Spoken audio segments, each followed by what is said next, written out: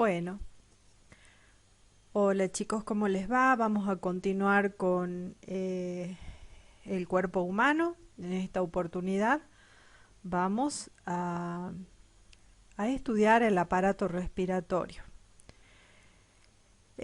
También vamos a ver los siguientes aspectos, como en sistema digestivo, vamos a ver qué es el aparato respiratorio, para qué sirve, cuáles son sus partes, cuál es su función y cómo debemos cuidarlo. Bien, bueno, el aparato respiratorio, acá estamos viendo una imagen completa del mismo. Es un conjunto de órganos que realiza la función de nutrición. Y a ustedes se preguntarán por qué se relaciona la nutrición con el aparato respiratorio. Tengamos en cuenta que esto hace referencia a que si bien los nutrientes han ingresado por el sistema digestivo y se han distribuido por el torrente sanguíneo hacia todas las células del cuerpo, dentro de las células esos nutrientes, como por ejemplo los hidratos de carbono, la glucosa, van a necesitar del oxígeno que va a ingresar por el sistema respiratorio para poder realizar su combustión y por lo tanto para poder obtener la energía necesaria, esa energía, esa moneda energética que para nosotros los seres vivos es el ATP. Eso se realiza en las mitocondrias de cada célula, pero aparte de utilizar una molécula de glucosa, también en este proceso se emplea el oxígeno. De ahí que en la definición del sistema respiratorio se dice que una de las funciones que realiza es intervenir en la nutrición. Tengamos en cuenta que todos los aparatos del cuerpo humano, sistemas del cuerpo humano, van de la mano. Hay toda una integración metabólica y es una maquinaria nuestro cuerpo que trabaja en conjunto, ¿sí? Ningún aparato está trabajando de manera particular, siempre en relación con los demás. Bueno, la función principal del aparato respiratorio es la respiración, como lo dice la misma palabra, que consiste en tomar el oxígeno que ingresa con el aire por nuestras fosas nasales, tomar ese oxígeno del aire, llevarlo a las células y al mismo tiempo retirar de esas células el anhídrido carbónico o dióxido de carbono, que es lo mismo, ¿sí? Anhídrido carbónico y dióxido de carbono es la misma, se trata del mismo gas. Así como nosotros habíamos visto en el sistema digestivo que deben ser nombrados por orden según el recorrido que hace el alimento, bueno, en el sistema respiratorio también vamos a ver que el recorrido que va a hacer el aire va a marcar el orden en el que se encuentran los órganos del sistema respiratorio. Vamos a tener las vías nasales, ¿sí? El orificio nasal con las fosas nasales. El aire también puede ingresar por la boca. También se considera que la boca es un transportador de aire. Estas dos vías confluyen en la faringe, que ya habíamos visto en el video anterior, que la faringe es un órgano que se encuentra compartido tanto por el sistema respiratorio como por el sistema digestivo. En este punto debemos mencionar que en la faringe hay una estructura que se llama epiglotis, que es un cierre blando, una pequeña tapita, le podríamos decir así para que ustedes lo entiendan bien, que va a obstruir la tráquea o va a obstruir el esófago según lo que esté ingresando a la faringe, ¿sí?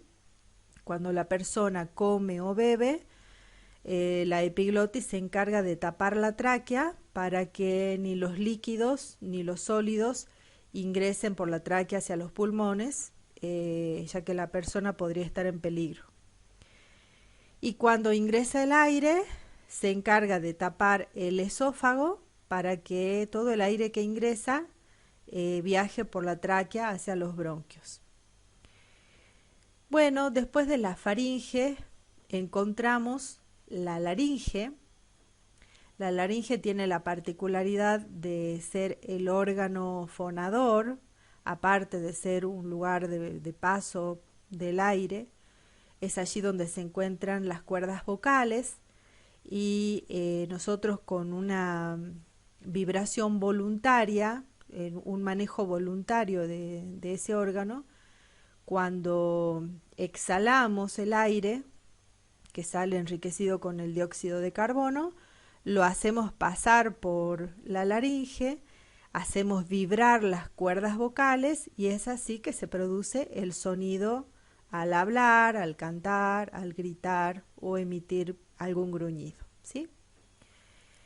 Luego de la laringe vamos a ver que tenemos un tubo con anillos flexibles que se llama tráquea, en donde se intercalan cartílagos blandos con un tejido muy blandito que se llama mucosa, que ya lo habíamos visto en otra oportunidad. Y esa tráquea, que es gruesa, es grande, se bifurca en dos ramas. Esas ramas se llaman bronquios. Y a su vez esos bronquios entran en dos bolsas protectoras que son los pulmones. Los pulmones están encapsulando a una serie de ramificaciones más pequeñas de los bronquios que se llaman bronquíolos. Cada uno de esos bronquíolos, que asemeja a la raíz de un árbol, remata o termina en una estructura muy delicada y muy pequeña, que la estamos viendo acá, que se llama alveolo pulmonar. Los alveolos asemejan a una mora muy pequeña que tiene una membrana casi transparente, que está muy vascularizada por afuera, hagamos de cuenta que ese alveolo es como una pequeña bolsita que mide 1 milímetro, tiene el tamaño de los alveolos, tiene 1 milímetro. Tenemos aproximadamente cerca de un poco más de 1 millón de alveolos en cada pulmón, pero también tenemos que pensar que cuando se produce la necrosis de ese alveolo, quiere decir que muere ese tejido del alveolo, es irrecuperable, ¿sí? Cada alveolo que se necrosa o que se lastima, no se recupera. Hay enfermedades como por ejemplo el efisema pulmonar, que se produce por ejemplo en los fumadores crónicos, en donde se va perdiendo la capacidad respiratoria justamente porque se produce la muerte de un alveolo pulmonar o varios, ¿sí? Bien. Bueno, acá estamos viendo que los pulmones tienen un tejido blando que protege, que es como cuando nosotros, si se corta un pulmón de un animal, que es muy común ver en la carnicería el bofe, es un tejido bastante esponjoso porque todo por dentro está recorrido por la ramificación de los bronquíolos y de los alveolos. Por afuera de los pulmones vamos a tener varias membranas, también protectoras, y vamos a tener la caja torácica. La caja torácica está formada por huesos, que son muy evidentes en los esqueletos, que se llaman costillas. Tenemos varios tipos de costillas, y también en medio de esas costillas vamos a encontrar músculos. Se llaman músculos intercostales, están ubicados por acá. Acá están abiertos para que podamos ver el interior, hacia el interior los pulmones. Y por debajo de de los pulmones vamos a ver un músculo muy importante para la respiración que se llama diafragma. El diafragma se eleva para permitir que exhalemos, es decir, que desalojemos el aire de los pulmones, y desciende para permitir que el aire ingrese a los pulmones y se pueda expandir la caja torácica. Acompañan a todos estos movimientos respiratorios, de inhalación y exhalación, los músculos intercostales. Bueno, ahora vamos a ver cómo funciona. Habíamos dicho que la entrada del aire se produce por todas las vías respiratorias hasta llegar al alveolo pulmonar. Acá en esta imagen, que yo voy a tratar de agrandarla un poquito más para que podamos ver bien, la voy a ensanchar. En esta imagen estamos viendo un alveolo pulmonar varias veces ampliado, ¿sí? Acá estamos viendo cómo se produce en esa flecha amarilla el ingreso del aire enriquecido con oxígeno. Ese oxígeno infla la bolsita que se llama alveolo pulmonar.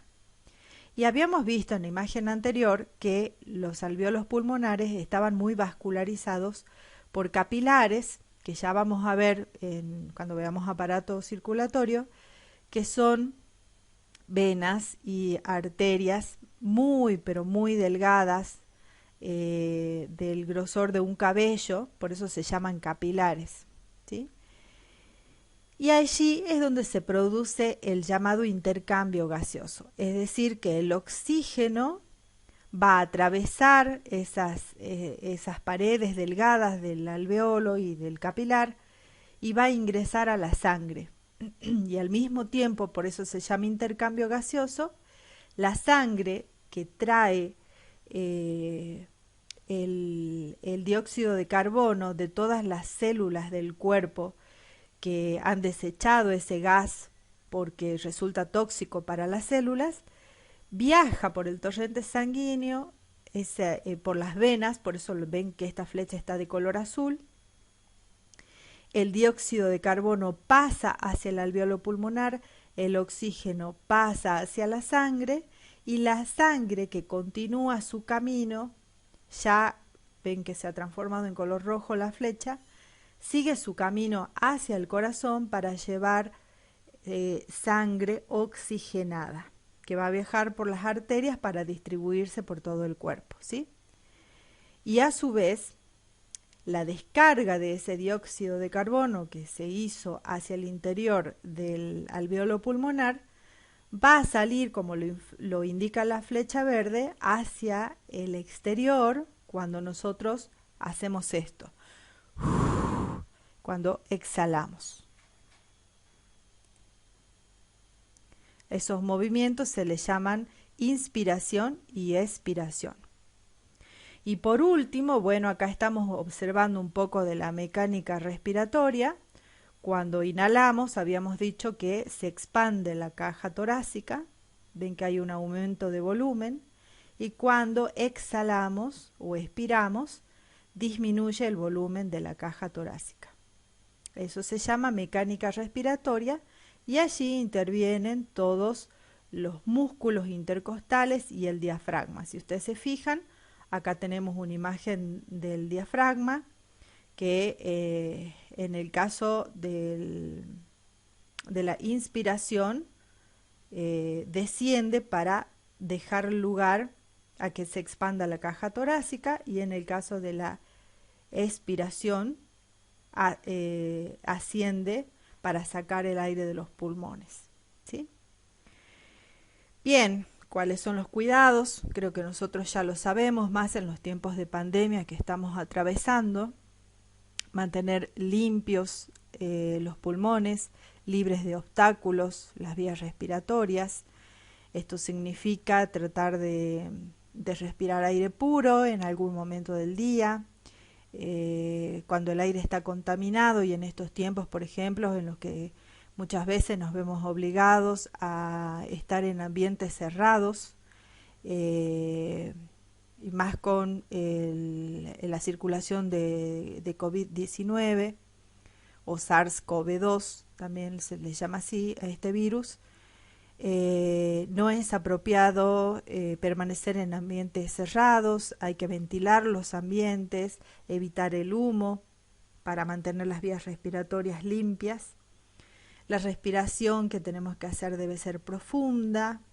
Si va acompañado con un ejercicio de respiración, es muy bueno la práctica de yoga o la práctica de caminatas con un ejercicio de respiración profunda, siempre y cuando el aire al que tengamos acceso sea un aire puro, un aire, por ejemplo, en un parque, en una plaza donde hay árboles, porque son ambientes más enriquecidos con oxígeno. No se recomienda fumar tampoco o permanecer en lugares que están muy viciados o muy encerrados.